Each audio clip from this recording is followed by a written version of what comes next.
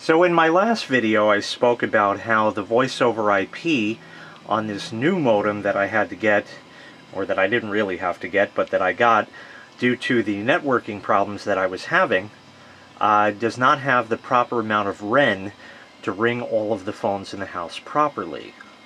Again, what would happen is the phone would, if somebody would call in, it would just ring for a brief second and stop ringing, and it would actually connect the call even though I never picked up the phone. So the other person would be on the other end of the line saying hello, hello, and there's nobody there. If I picked up, I could talk to them, no problem. And then when everything hangs up again, everything resets, it's ready for the next call, in which case the same thing would happen next time. Now, it depends on the kind of phones that you have. I have a lot of telephone equipment in this house that is connected to the phone line, which is probably why I'm having this kind of problem. The REN, as I explained earlier, stands for ringer equivalence number. Now, in an old school rotary like this that has a mechanical bell ringer, typically this is 1.0 REN.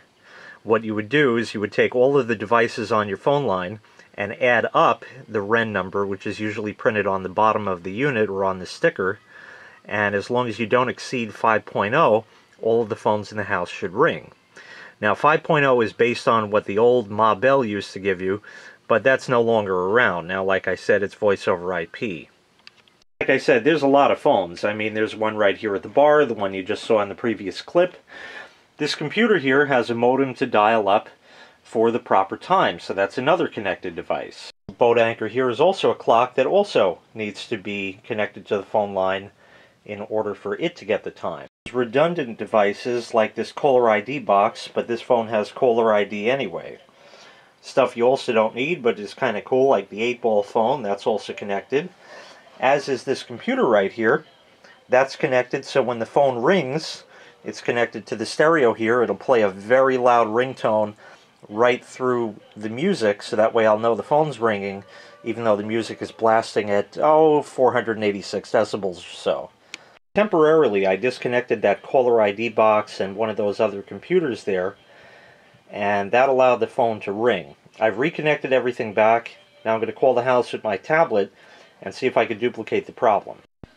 Here we go. Well, now it seems to want to work. Lovely. 2. Nope, it worked again.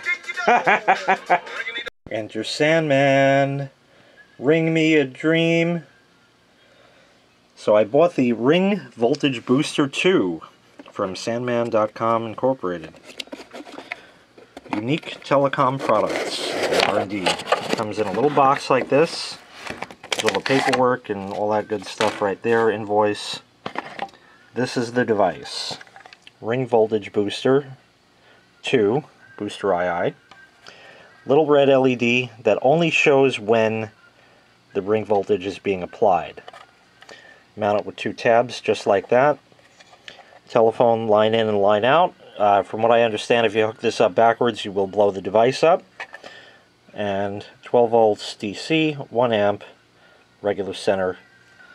Included is a telephone cord and the adapter, which is a switch mode variety just based on the weight of it.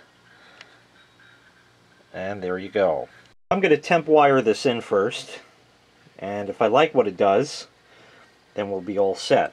What this device is supposed to do is add 7.5 REN to your line.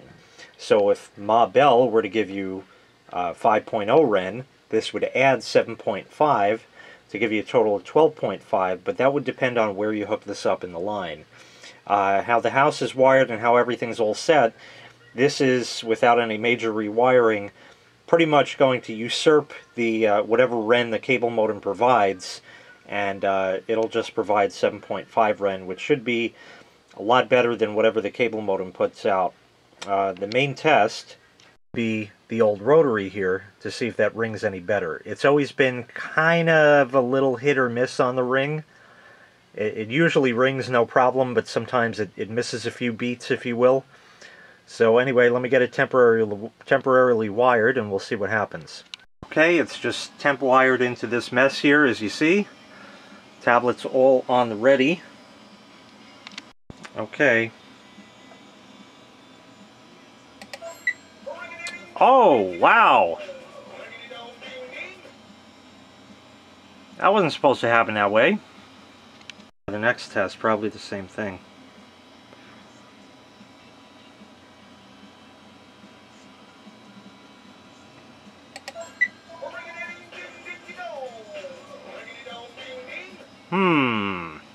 Anyway, here's what it's supposed to do. I have all the rest of the phones in the house disconnected. That's the ring, and just the computer that generates that is hooked up to it.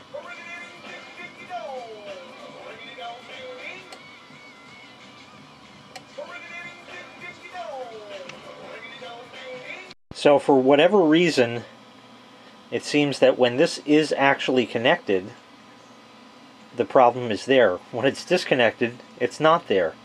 Really, really peculiar. I guess in order to really make this work, I'd have to obviously put everything back, and then I'd have to go and open up these junction boxes that I put in back in the day. What I did was disconnect from this thing, which is simply a line in use indicator, and it's just there. Anyway, opening these boxes up, I would disconnect the wire that comes in from one, because what happens is it goes from the main feed disconnect box over to one. I didn't know I was going to need a second one at the time, so that was added there. And that's pretty much it. I would disconnect that and see if the problem goes away. If it does, then we'll see from there. I don't know, but I'd have to actually start segregating things out, or just start disconnecting phones, and that's something that I don't really want to get into right now, just, you know, going around unplugging phones one at a time until I see which one is causing the problem, or what have you. It's going to be a trying process. So I'm going to put it all back together, we'll make sure it works again, and that'll wrap this up for now.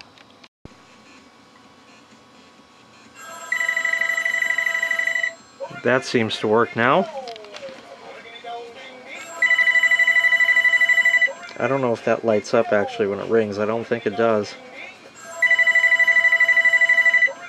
Oh, it flashed. Now the answering machine picked up, so you can see it in use.